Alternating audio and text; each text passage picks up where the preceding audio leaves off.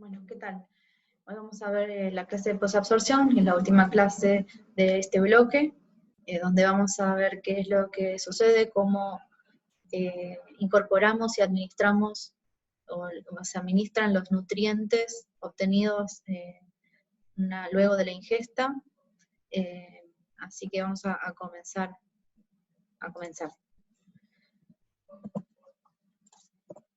En esta diapositiva, a modo de repaso, podemos ver, como vimos en la clase anterior, el intestino delgado, cuya función es la absorción de nutrientes.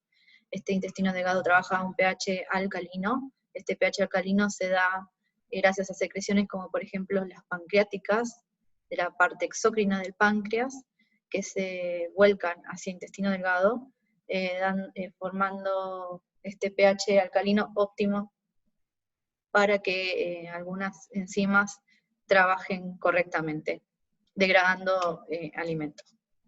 En esta clase en particular nos vamos a enfocar en el último tramo del tracto digestivo, que es el intestino grueso, cuya función es la excreción y formación de heces. Las partes del intestino grueso son ciego, colon mayor, transverso y menor, recto y ano. Como podemos ver acá, en este esquema, esto que estoy marcando ese intestino delgado en toda su longitud.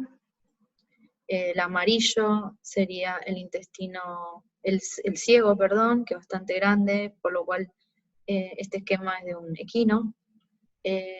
Siguiendo con el colon mayor, transverso y menor, y el ano. En esta diapositiva lo que se quiere mostrar es que va a haber diferentes tipos de intestino grueso con diferentes complejidades, como podemos ver acá, y eso va a depender de la dieta del animal, ya que, por ejemplo, en bovinos, que son animales herbívoros, son equinos, estos animales van a tener un mayor desarrollo intestinal que a diferencia de animales como el perro o el cerdo, que son carnívoros o omnívoros. El intestino grueso no cuenta con pliegues y vellosidades como el intestino delgado, tiene glándulas de Lieberkühn con una gran cantidad de células caliciformes. La función del colon es recuperar electrolitos, y en muchas especies también se da la fermentación, por ejemplo en el ciego, como en el caso de los equinos, que lo vamos a ver en más detalle en las próximas diapositivas. El tránsito en el intestino grueso es lento para que permita la fermentación y la absorción de agua. Existe también un esfínter ileocecal que impide el reflujo del contenido del colon hacia el intestino delgado para evitar el paso de los microorganismos. Bueno, como dije, también en muchas especies se da la fermentación, por lo cual el tránsito lento favorece esta fermentación, y también se sintetizan algunas vitaminas del grupo B y vitamina K. Como les mencioné anteriormente, el equino tiene un ciego bastante grande, con una capacidad entre 28 y 36 litros, y una entrada y salida separadas únicamente por 4 centímetros, lo que hace que la entrada y salida de material sea extremadamente dificultoso. Estas particularidades en su anatomía hacen que esta especie sea propensa a cólicos. Como vemos en esta imagen, donde se puede identificar en negro el ciego, y en azul, amarillo y naranja, colon ascendente, transverso y descendente respectivamente. La imagen está para que analicemos todas las flexuras que tiene esta zona, que son las que van a ser la causa de los cólicos que mencioné anteriormente. La defecación es un acto reflejo por el que se van a expulsar las heces. En estas heces se van a eliminar alimentos no digeribles como lignina o sustancias como celulosa que no se digirieron, así como también material que se digirió pero no se absorbió, como en ácidos grasos o aminoácidos. También productos de excreción y secreción, como pigmentos y minerales y algunas enzimas, y también muchos microorganismos van a ser parte de estas heces. Es muy común en el campo evaluar clínicamente las heces. Incluso hay una categorización para saber el estado de salud y sanitario del animal observando estas heces. Por ejemplo, acá vemos diferentes fotos con heces con diferente textura, algunas deseadas y otras no, y eso es lo que ayuda al productor, por ejemplo, a ver el estado de salud de ese animal. Siendo la correcta, por ejemplo, esta de acá al medio, donde vemos que las heces son pastosas, pero se mantienen amontonadas en torta y con un color típico. Sin embargo, las imágenes que vemos acá arriba, o incluso acá al costado en la izquierda, donde se ven los granos de maíz no digeridos, son heces líquidas o chirles, y esto se debe, a veces tienen también un olor fuerte, ácido. Esto se debe a la expulsión de proteínas cuando se da una dieta brusca, un cambio brusco de la dieta rico en almidón. Por otro lado, en las imágenes que vemos aquí abajo, si bien en la de acá en la esquina se ve firme, está como un poco más dura de lo que debería en comparación con la correcta, que es la del medio, y estas dos imágenes que marco acá están muy duras y secas, formando bolas o rodajas, y de una coloración marrón, que dan indicios de una deshidratación bastante marcada, o puede ser también debido a alguna patología intestinal, gastrointestinal. Bueno, para entrar en lo que es la absorción, en los mecanismos de absorción de los nutrientes, primero quiero decir que la velocidad de absorción de los nutrientes no va a ser constante. Y como dice ahí, la digestión no está regulada por los requerimientos del animal, sino por la composición del alimento y de los nutrientes.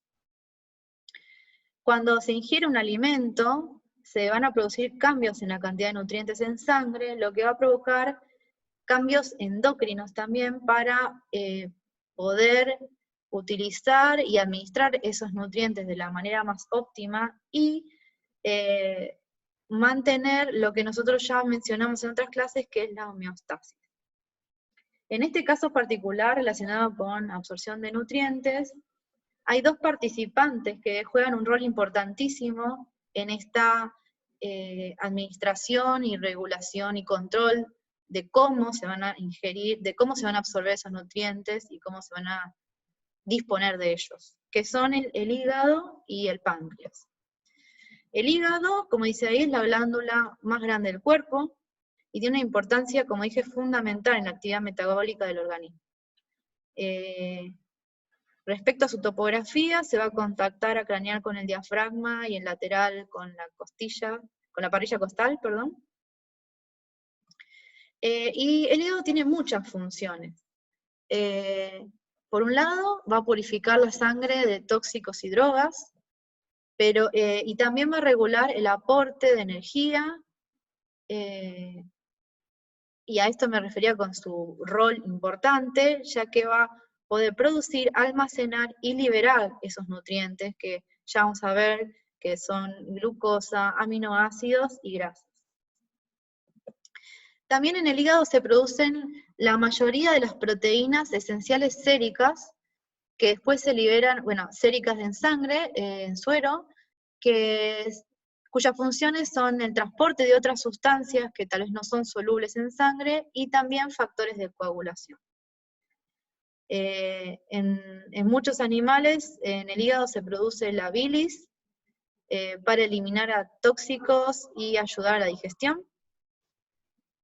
También cumple una función en la regulación hormonal, y en la producción, excreción y transformación de colesterol. El hígado tiene 4 lóbulos cubiertos por tejido conectivo. Va a recibir sangre con nutrientes de la vena porta, que es esta de acá, y esta vena porta se va a ir ramificando en capilares hepáticos, como vemos acá, para luego formar una vena central hepática, y por otro lado también va a recibir sangre oxigenada por parte de la arteria hepática. Y acá, como vemos, está la vesícula biliar, donde se encuentra el bilis, que ya hablamos de más o menos, pero vamos a volver, y ya lo vieron en otras clases, de la función de la bilis.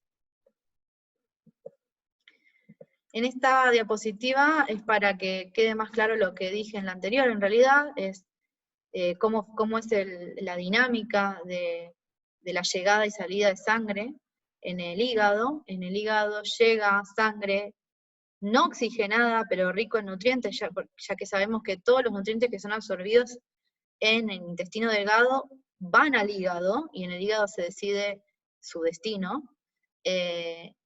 Y como dijimos, se ramifican en capilares y después se vuelven a concentrar en una vena central, que es esta vena hepática, que sigue su dirección hacia la vena cava. Y por otro lado también necesita obviamente oxígeno, entonces también le llega una arteria hepática con sangre oxigenada.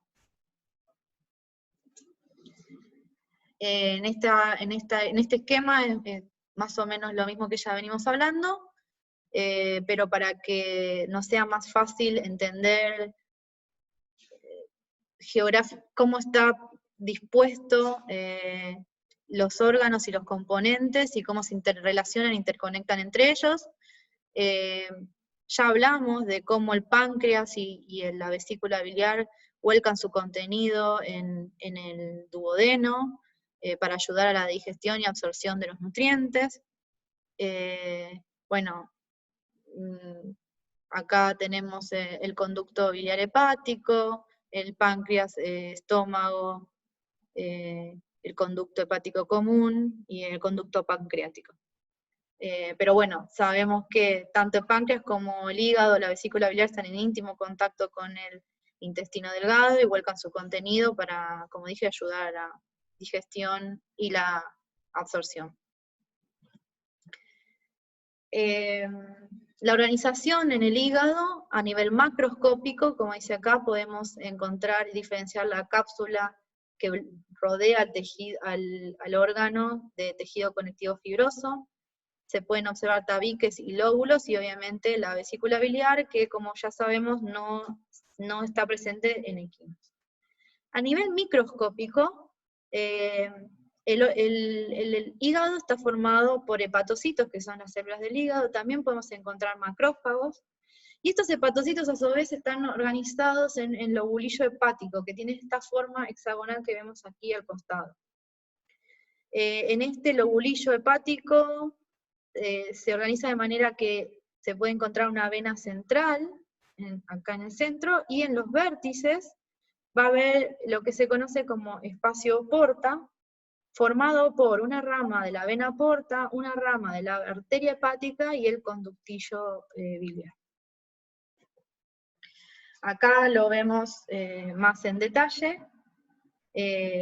La sangre de la arteria hepática y de la vena porta se terminan mezclando, como vemos acá, y fluyen hacia el área portal, hacia el centro. Mientras que el conductillo biliar, que es el que vemos en verde, va a fluir en dirección contraria. Entonces, lo que tenemos acá va a ser una ramificación de la arteria hepática, de la vena porta y del conductillo biliar. Y todo esto la sangre que circula a través de tanto de la vena como la arteria, se van a terminar mezclando y van a después continuar su camino y concluir en la vena central. Bueno, acá lo que vemos es llevar un poco más a la realidad cómo se vería en un corte histológico. Seguramente lo vamos a ver en alguno de los prácticos. Acá vemos la forma, a ver si lo puedo marcar, pero creo que es bastante claro cómo se ve la forma hexagonal, bueno, más o menos, donde, quiero volver ahí está, donde en cada uno, bueno, acá vemos la vena centrolobulillar que les mencionaba, y en los vértices se puede ver la arteria hepática, que sería esta, el conducto biliar, y la vena porta más grande y deformada, como ya vimos, característico de las venas. Bueno, el hígado tiene funciones muy importantes. Una de ellas es la de reservorio de glucosa. La glucosa va a ser la fuente de energía por excelencia, y en momentos, que ya vamos a ver de acuerdo a qué momento, qué fase, si es absortiva o posabsortiva, esta glucosa va a estar en mayor o menor disponibilidad, pero el hígado es capaz de, si hay suficiente glucosa, almacenarla en forma de glucógeno por glucogenogénesis. En el músculo también es capaz de hacer glucogenogénesis, ya que ambos contienen esta enzima que es la que posibilita la formación de glucógeno, que es la glucógeno-sintasa. También el hígado es el único órgano capaz de hacer gluconeogénesis, que es la formación de glucosa a partir de otros sustratos. Pero hay una diferencia con el músculo, y es que el hígado contiene esta enzima, que es la glucosa 6-fosfatasa, que el músculo no lo tiene, ya lo vamos a volver a repetir, lo que permite la producción de glucosa y su liberación a sangre para ser utilizada por otros tejidos. Bueno, como les dije, la glucosa es la fuente de energía por excelencia, aunque no es la única. Es el carbohidrato de mayor importancia como fuente energética, y es la única fuente de energía para, por ejemplo, el sistema nervioso central, por lo cual es muy importante su presencia y su disponibilidad. ¿Cómo se utiliza, cómo la glucosa se utiliza como fuente de energía? Bueno, ya lo han visto en otras materias, pero lo repasamos acá. La glucosa se puede utilizar en la glucólisis, y a través de la glucólisis generar estos compuestos intermediarios que van a ser capaces de entrar en el ciclo de Krebs, en mitocondria, y luego hacer una respiración aeróbica para la producción de ATP, que es la energía que las células necesitan. Como les dije, esta glucosa, cuando está en exceso, también se puede almacenar, no todos los tejidos lo pueden hacer, el hígado y el músculo sí, porque tienen esta enzima que ya les mencioné, y lo que es el glucógeno es un polímero de muchas unidades de glucosa que se ven así, se empiezan a unir y forman ramificaciones, y esto es lo que se conoce como, esta es la forma que tiene el glucógeno.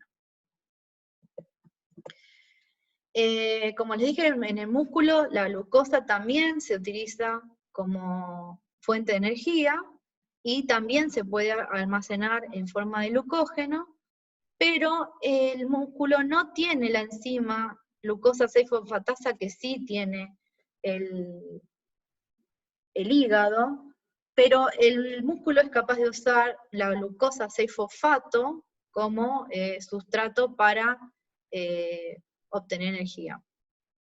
Por lo que nosotros decimos que el músculo es más egoísta que el hígado, porque el hígado, al tener esta enzima, puede generar glucosa libre a partir de glucosa 6-fosfato por la utilización de esta enzima y liberar la sangre, mientras que el músculo no puede. Entonces todo el glucógeno que pueda producir a partir de glucosa lo va a almacenar, pero lo va a utilizar solo él, no lo va a liberar.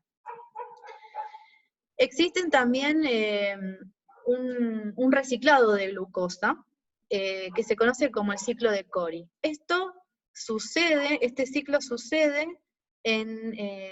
cuando el músculo está en ejercicio excesivo, digamos.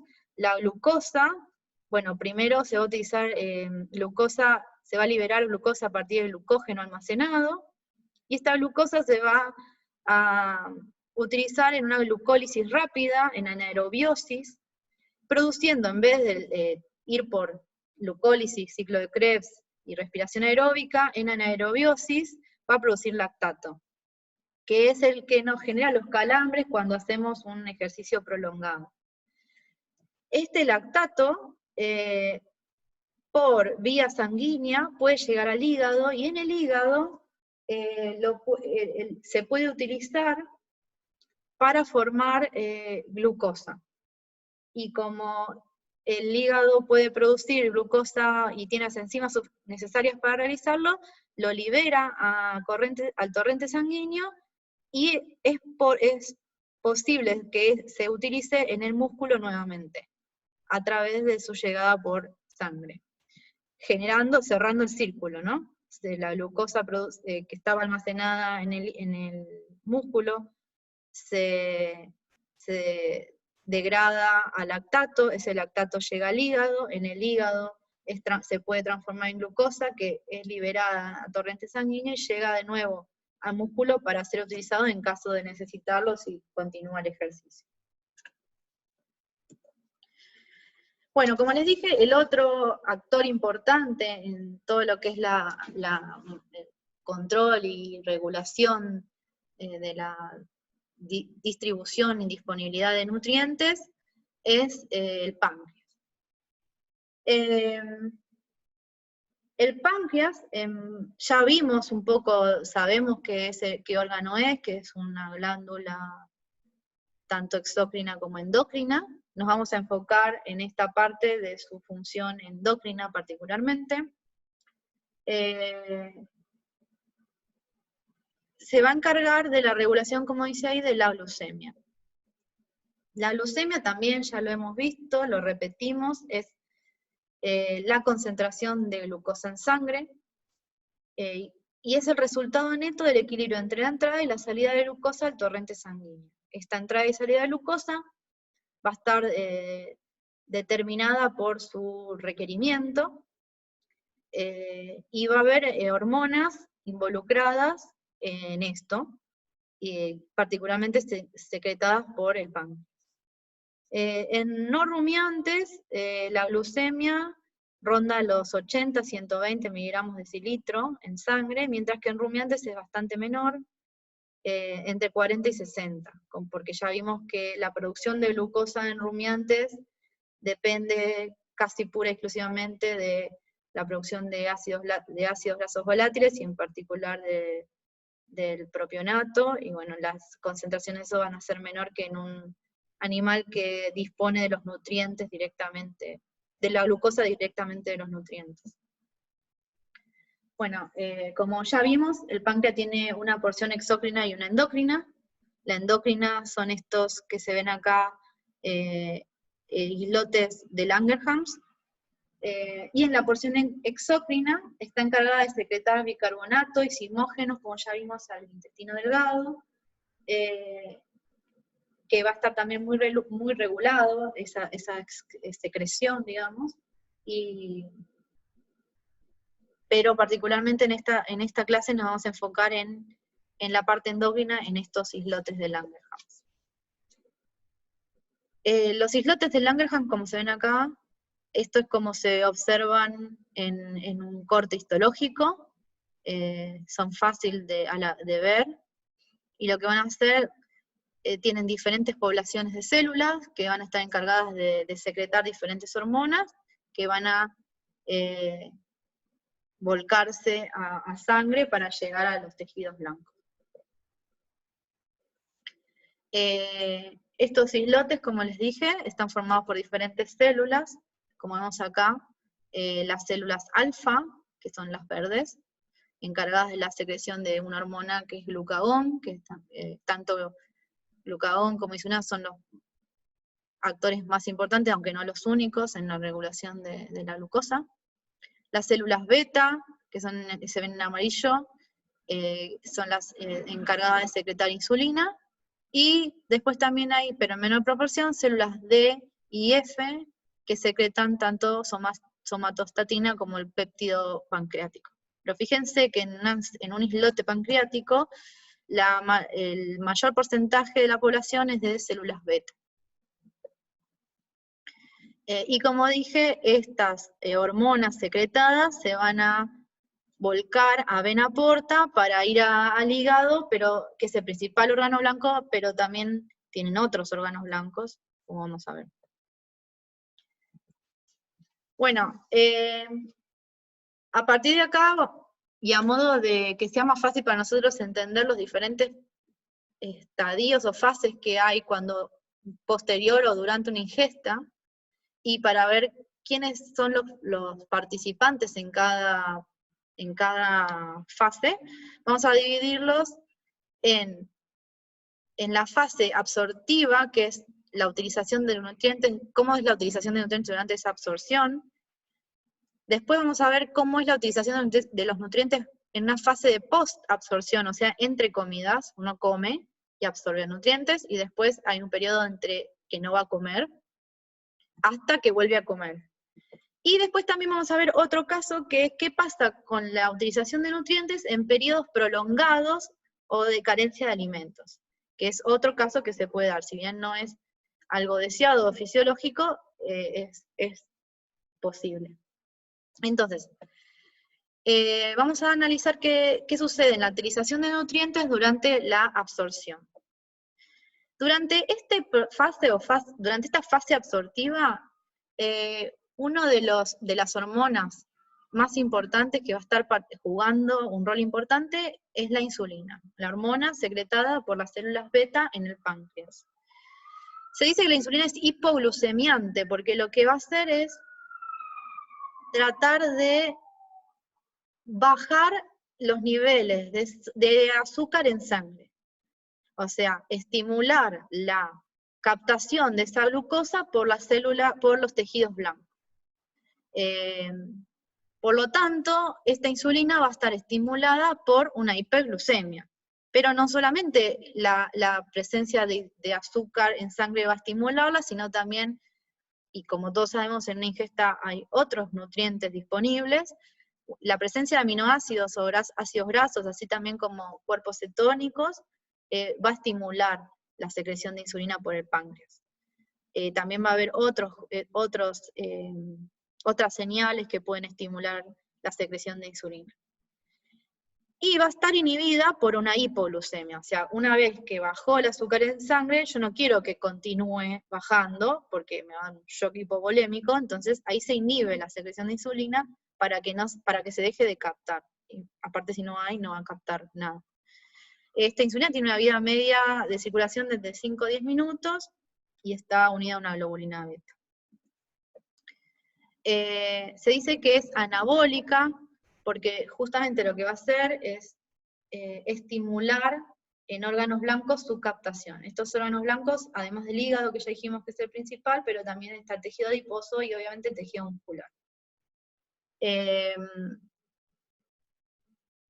Va a tener esta función dual de permeabilidad en las membranas y utilización de glucosa intracelular, o sea, la va a captar desde la membrana plasmática, y después dentro va a estimular la utilización para obtener energía a partir de ella. Y esta insulina también va a estimular, por otro lado, como dice acá, la síntesis de proteínas a partir de aminoácidos, síntesis de grasas a partir de ácidos grasos y glicerol, y la entrada de otros precursores a las células, y la inhibición de la degradación de estas proteínas y grasas. O sea, se va a estimular la producción y el almacenamiento de los nutrientes, en presencia de insulina. Bueno, acá es para que, a modo de esquema, entendamos un poco mejor lo que yo estuve comentando. Durante una fase, y vamos a ir viendo también qué pasa con cada uno de los nutrientes que pueden estar disponibles a partir de una ingesta. En particular, y enfocándonos ahora en la glucosa, durante la fase de absorción, la glucosa presente en sangre va a estimular la secreción de insulina por el páncreas. Esta insulina va a ejercer su efecto en los órganos blancos, hígado, músculo y tejido adiposo, y va a estimular en hígado Bueno, obviamente glucólisis, ciclo de Krebs para obtener energía, también glucogenogénesis, o sea, producción de almacenamiento de glucosa en forma de glucógeno, pero el almacenamiento de glucógeno solo se puede hacer hasta un 10% del peso total del órgano, como dice acá. Durante una ingesta normal, habrá una mayor cantidad de glucosa disponible, entonces existen otros mecanismos para almacenar, para utilizar esa glucosa, como por ejemplo la formación de ácidos grasos. Estos ácidos grasos luego, por esterificación y unión a lipoproteínas, se van a transportar a tejido adiposo donde se van a almacenar. Esta glucosa también va a estar disponible para su utilización y almacenamiento en músculo, y esto también está dado habilitado por una señal de la insulina, como vimos, ya que también es uno de los órganos blancos de esta hormona. Con respecto a los ácidos grasos, como les dije, también se van a formar ácidos grasos. ¿Cómo se forman estos ácidos grasos? La alta cantidad de glucosa disponible va a entrar en la glicólisis y podría seguir su camino hacia ciclo de Krebs para la producción de energía, como ya repasamos.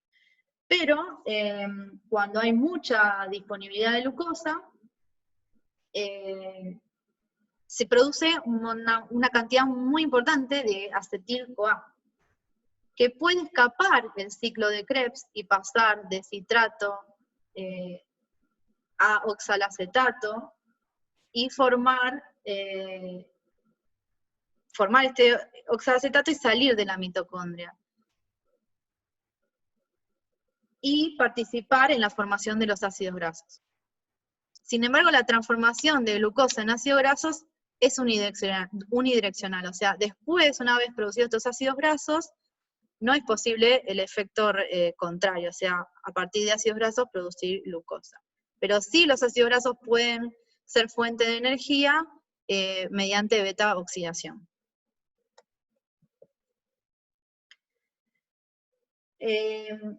La mayoría de las proteínas séricas que se sintetizan en el hígado, lo que permite que una gran proporción de esos aminoácidos disponibles en una ingesta vaya a la producción de estas proteínas. Sin embargo, si en una ingesta normal la disponibilidad de aminoácidos puede ser suficiente para esto y también para ser utilizado como fuentes carbonadas y para producir energía. Cuando hay glucosa y aminoácidos en exceso, los aminoácidos se pueden desaminar y sus cadenas carbonadas producir hidratos de carbono también por gluconeogénesis.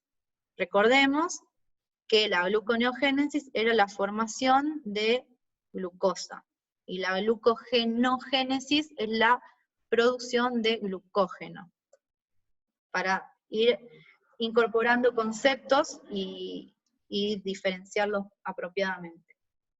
En esta diapositiva lo que se intenta demostrar es cómo las proteínas se degradan a aminoácidos, y esos aminoácidos pueden sufrir desaminación y incorporarse en este punto, donde se incorporarse como acetil-CoA para dar energía, incorporarse al ciclo de Krebs y terminar, por ejemplo, en la respiración aeróbica y la producción de energía. Un ejemplo que se puede dar. Bueno, a modo de resumen, ¿cómo son los efectos de la insulina en esta etapa absortiva? Una vez que se ingieren alimentos, la presencia de esos nutrientes estimula en páncreas la secreción de insulina. La insulina va a ejercer su función, su estímulo en los órganos blancos, grasa, hígado y músculo. y a partir del estímulo de la señal de insulina, por ejemplo, en hígado, el hígado va a ser capaz de captar esa glucosa, utilizarla para energía y el resto almacenarlo como glucógeno. De la misma manera en el músculo también es capaz de utilizar esa glucosa y de almacenarla como glucógeno, y en tejido adiposo, esta glucosa también es capaz de almacenarse, pero no como glucosa, sino como ácidos grasos o triglicéridos. Recordemos también que el músculo no es capaz de, posteriormente, de degradar ese glucógeno a glucosa y liberar esa glucosa a sangre, mientras que el hígado sí es capaz de hacerlo. Bueno, acá nuevamente, a modo de resumen, durante la fase de absorción, para que repasemos, porque no son conceptos que queden muy claros de una, por lo menos, cuando se ingieren alimentos, los aminoácidos y la glucosa llegan por sistema porta al hígado. En presencia de estos nutrientes se secreta insulina en el páncreas y se estimula tanto la glucólisis como la glucogenogénesis, como la lipogénesis, o sea, la generación de grasas, ácidos grasos, en el hígado. Parte de esa glucosa que se absorbe durante la glucólisis se utiliza para obtener la energía necesaria y para el correcto funcionamiento del organismo. Y luego, el resto de los tejidos blancos, como el músculo y el tejido adiposo, van a utilizar también aminoácidos y glucosa para obtención de energía, y también el músculo es capaz de hacer glucogenogénesis, como dijimos, formación de glucógeno para almacenamiento, y en tejido adiposo se aumenta la glucólisis para obtención de energía y la lipogénesis, obviamente, para almacenamiento.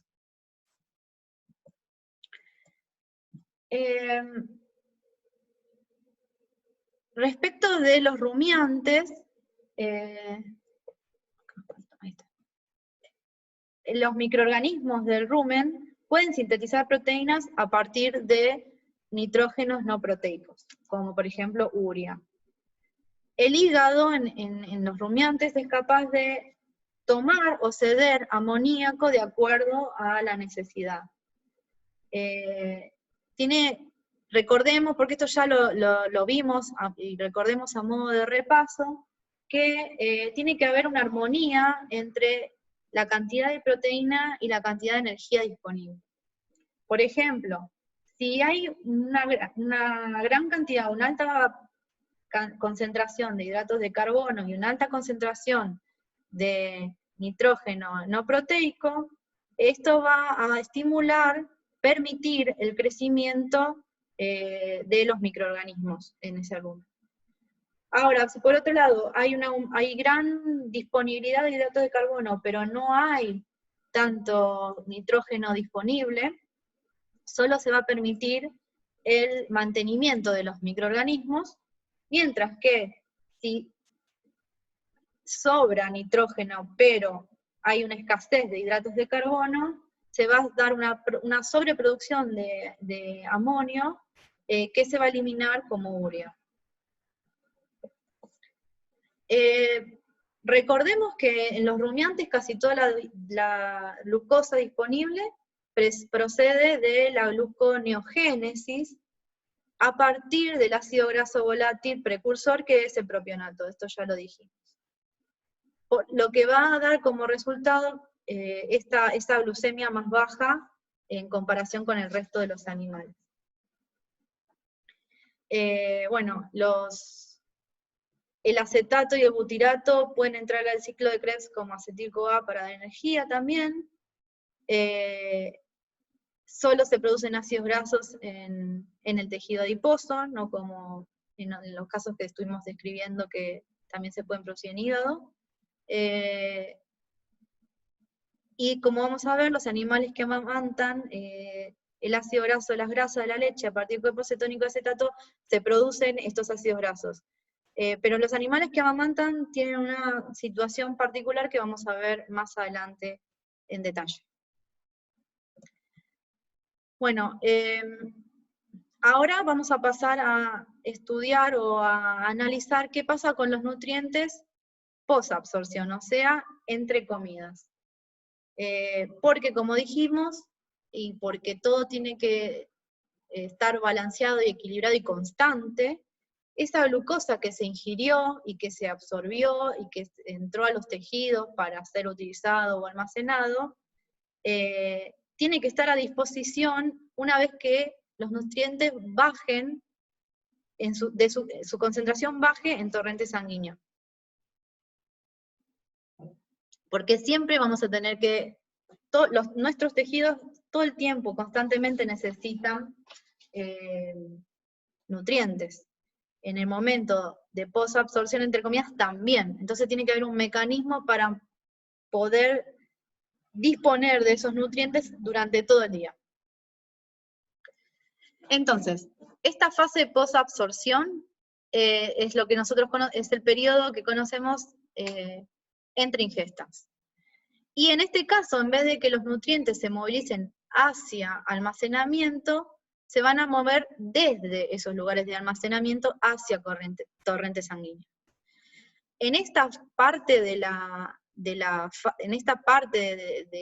en esta fase de posabsorción, la hormona que va a tener un rol importante va a ser no la insulina, sino el glucagón, que va a tener un efecto, como decir, contrario a lo que produce la insulina.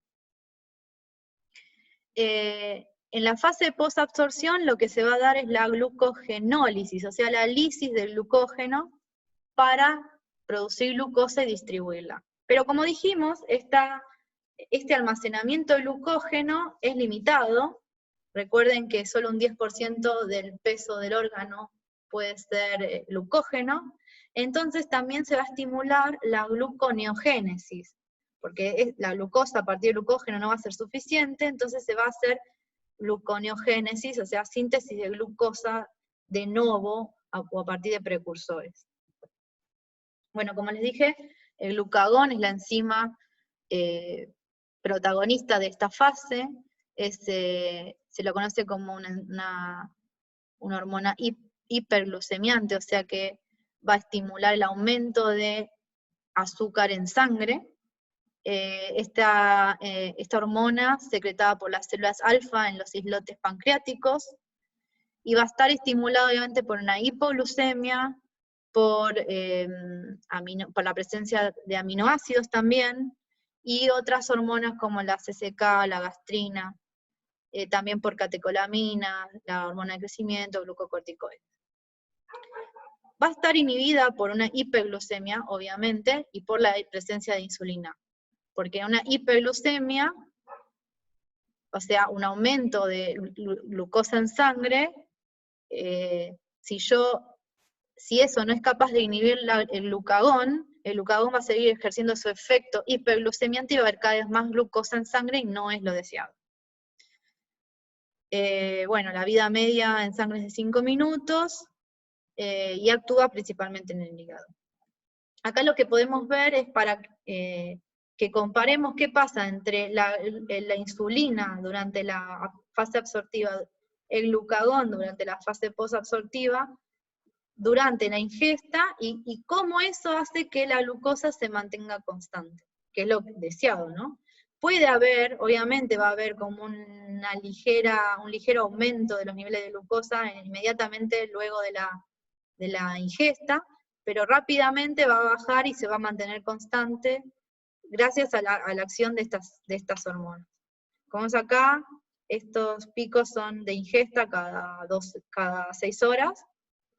Cuando se ingieren los alimentos, la presencia de esos nutrientes en la ingesta va a estimular la síntesis de insulina, y la insulina, bueno, como vimos durante la fase absortiva, va a estimular la captación de esos nutrientes por los tejidos blancos. Durante la fase posabsortiva, lo que se va a secretar, una vez que baja un poco los niveles de glucosa en sangre, pero no queremos que bajen mucho, porque no queremos que nos den un shock hipovolémico, por ejemplo, hipoglucémico, perdón, se estimula esa baja de la concentración de glucosa, por ejemplo, estimula la secreción de glucagón. Acá está baja y se empieza a estimular durante la fase posabsortiva, ¿no? Este aumento en los niveles de glucagón va a generar la liberación de los nutrientes de sus lugares de almacenaje para ayudar a que los niveles de glucosa se mantengan altos durante esta fase.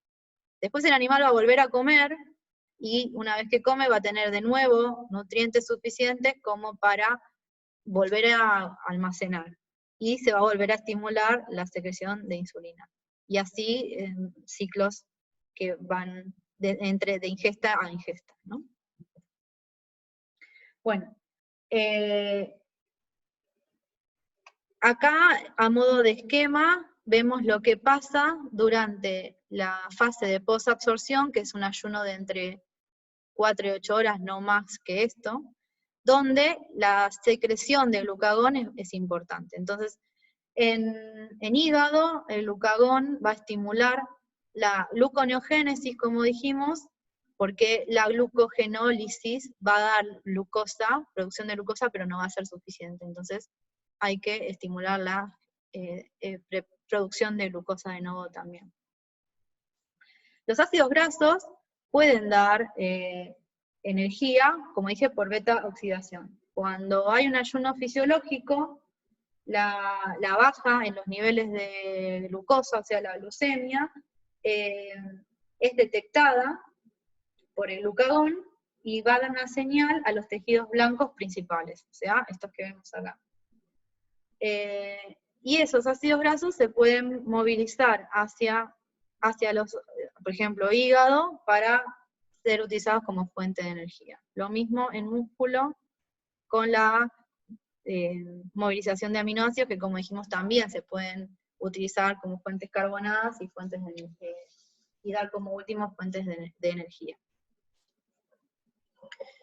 Bueno, en este esquema lo que vemos es cómo es bastante complejo de analizar, porque justamente al ser un ciclo es difícil ver por dónde empezar, pero bueno, vamos a hacer un intento de entenderlo. Esto es a modo de resumen, bastante sencillo, de lo que les acabo de explicar en cuanto a la fase absortiva y posabsortiva, ¿no?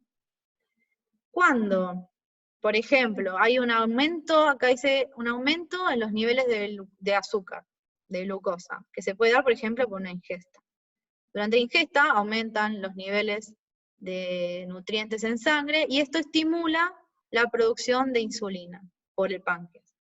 Entonces el páncreas secreta insulina, y mediante sistema porta, lo transporta en sangre a los tejidos blancos, hígado, otros tejidos como músculo, tejido adiposo, que lo que va a estimular es la captación de esa glucosa en ambos tejidos, por ejemplo en hígado y en músculo, la utilización de la glucosa para producción de energía necesaria para subsistir, y además la formación de glucógeno para almacenamiento, para ser utilizado en la fase posabsortiva, donde esos nutrientes no van a estar disponibles en grandes cantidades. Entonces tengo la glucosa para producción de energía, y el glicógeno formado a partir de la glucosa sobrante para ser almacenado y guardado. Cuando los niveles de azúcar en sangre acá abajo bajan, porque se captaron los nutrientes que estaban en sangre disponibles después de la ingesta, esos nutrientes, la concentración de nutrientes en sangre va a bajar. Cuando esta concentración de nutrientes baja, que es en la fase posabsortiva, ya comimos, ya no tenemos, pasaron 4 o 8 horas sin comer, bajan las concentraciones, eso estimula la liberación de glucagón por el páncreas. Esa hormona, el glucagón, de nuevo va a ir hacia el hígado y estimular lo contrario de lo que producía la insulina, o sea, es la producción, la liberación de la glucosa a partir de los reservorios de glucógeno en el hígado. Y esta glucosa, como el hígado tiene esa enzima, que es la glucosa 6-fosfatasa, puede transformar la glucosa 6-fosfato en glucosa libre, que puede liberar al torrente sanguíneo de nuevo para que sea utilizada por todos los tejidos que lo necesitan. Y de nuevo suba un poco, no va a ser un pico como en una ingesta, pero va a subirle y va a mantener los niveles de glucosa constantes a lo largo de todo el día. Espero que se haya entendido, si no igual lo vamos a ver en más detalle y todas las dudas que tengan en la clase. Y por último, vamos a analizar un caso que si bien no es fisiológico, es posible que suceda, que es qué pasa con la utilización de los nutrientes en periodos prolongados de carencia de alimentos. O sea, más de 8 horas de ayuno. En un ayuno excesivo, el glucagón, que ya va a estar secretándose por esa baja en la concentración de nutrientes, se le van a sumar a la secreción de glucagón adrenalina y glucocorticoides, que van a estimular la movilización de ácidos grasos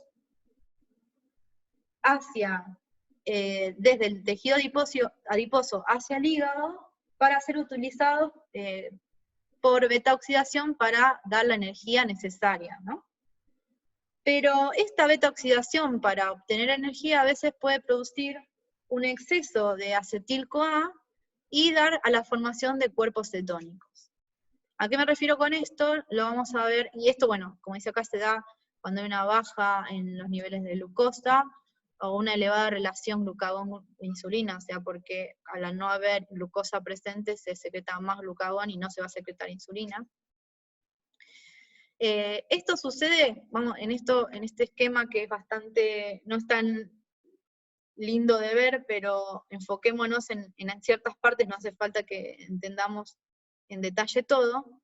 Lo que decía en la diapositiva anterior, cuando hay una baja en la disponibilidad de nutrientes, los ácidos grasos almacenados en tejido adiposo se pueden poner a disposición para que se utilicen como fuente de energía, por beta-oxidación, que es esto que vemos acá. Pero, cuando no hay hidratos de carbono disponibles, que van a ir a dar energía a través del ciclo de Krebs, que es lo que estamos viendo acá, la baja en la disponibilidad de hidrato de carbono también va a producir una baja en la disponibilidad o en la producción de oxalacético, de ácido oxalacético.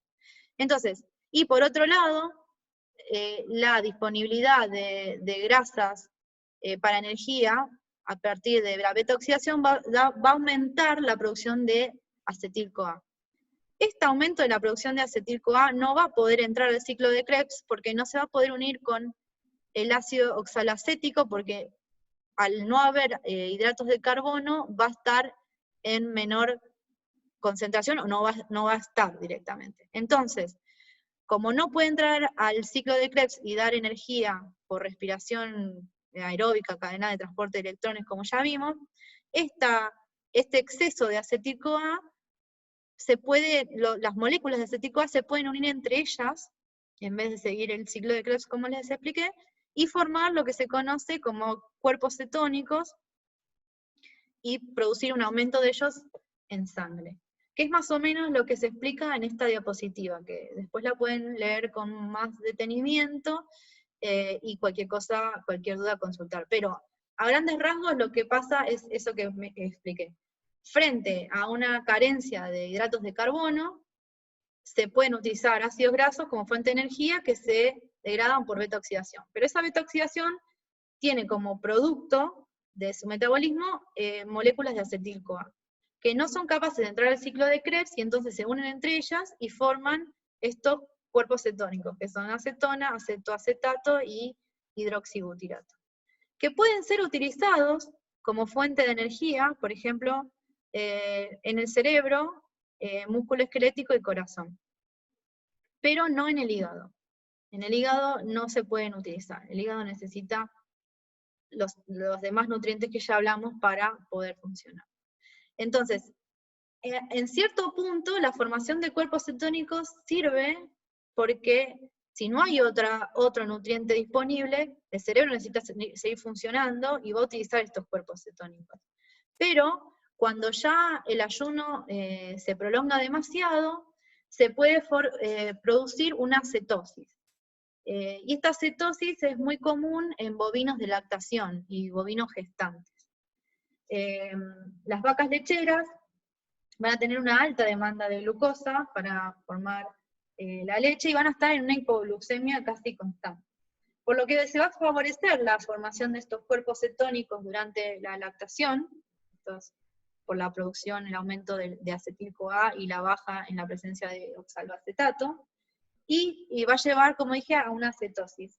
Y esta cetosis no solo termina siendo muy dañina en el organismo, sino que va también, obviamente, y a raíz de esto, tener efectos en la producción, ya que va a afectar la eficiencia de la producción de leche, entre otras cosas, ¿no?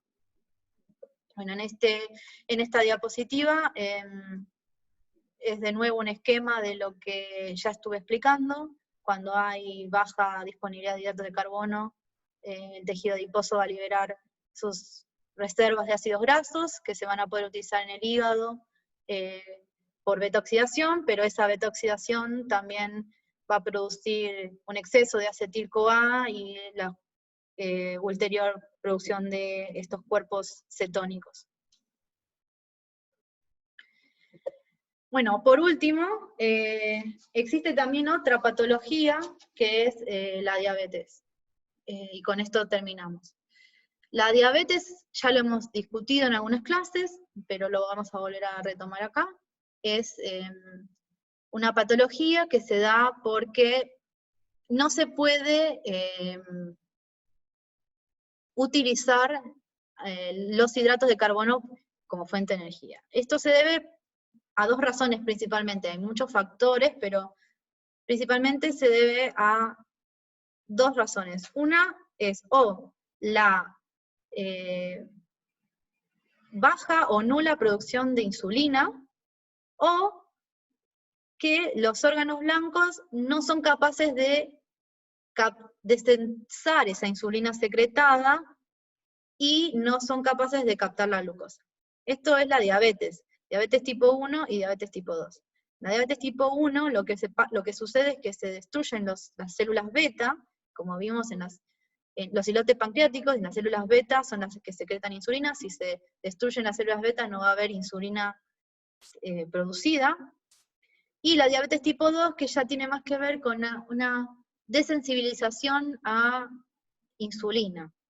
O sea, se censa la presencia de glucosa y eso estimula la secreción de insulina, pero luego los órganos blancos no son capaces de ver esa señal de insulina y de captar la glucosa. Si esto sucede, ya sea por una razón o la otra, la glucosa va a estar muy alta en sangre y no va a ser capaz de ser captada por los órganos blancos, ni por el músculo, ni por la grasa, ni por el hígado. Entonces, el organismo va a pensar que está como en ayuno. Y si está en ayuno, ¿qué dijimos que pasaba? Un ayuno prolongado. Los ácidos grasos pueden ser transportados al hígado para que se utilicen por beta-oxidación como fuente de energía, pero si esto sucede por mucho tiempo, esa beta-oxidación va a producir un aumento de acetil-CoA y su posterior producción de cuerpos cetónicos, lo que va a llevar a una cetosis, una cetoacidosis que puede terminar siendo letal. Una forma de diagnosticar la diabetes es por, la insulina en sangre, y si es una diabetes muy pronunciada, glucosa en sangre, y si es una diabetes ya muy pronunciada, la glucosa pasa a orina, se puede ver en orina porque se secreta en orina porque va a superar la capacidad de filtrado del riñón. En una época hace muchos años, donde todavía cuando no existían las tiritas reactivas para medir glucosa en sangre y todo lo que hoy acompaña a la enfermedad. Una forma de ver si era diabético era testeando la orina, me refiero a probar la orina, porque si era, bueno, un diabético muy marcado, ya de muy avanzado, la orina era dulce debido a esta alta concentración de glucosa. Así que, bueno, con esto terminamos la clase de hoy. Cualquier duda o consulta lo vemos en la clase del miércoles. Espero que hayan entendido. Es bastante complejo el tema, pero la idea es que nos llevemos una idea global de cómo la dinámica que hay entre los diferentes actores y qué función van a tener y con qué propósito. Bueno, nos vemos el miércoles y nada, saludos.